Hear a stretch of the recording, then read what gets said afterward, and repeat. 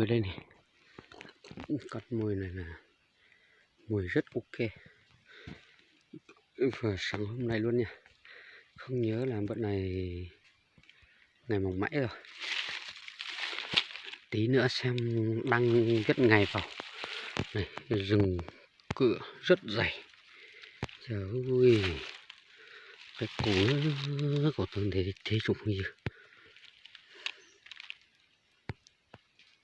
Cái củ là ý rong cực kia, cái củ cái lầu ta我被说这啥的就不多了，碰过零要说那几天，啥的车就多了呢。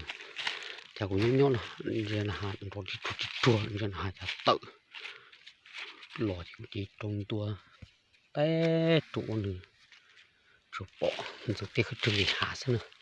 人家努带不了，我们来烧啊，到那靠烧呢，这边就碰一晒呢。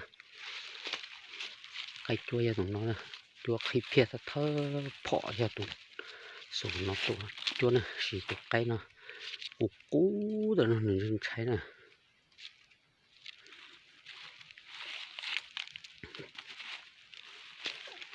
nhìn xem mình chẳng đừng cháy này chỉ cạnh giờ nè, đừng cháy nè.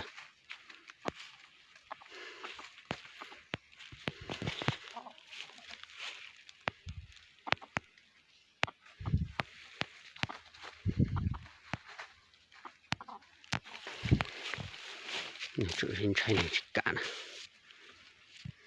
chỉ có mà sông này rồi này cháy nữa của từng để tiêu cháy đi ha,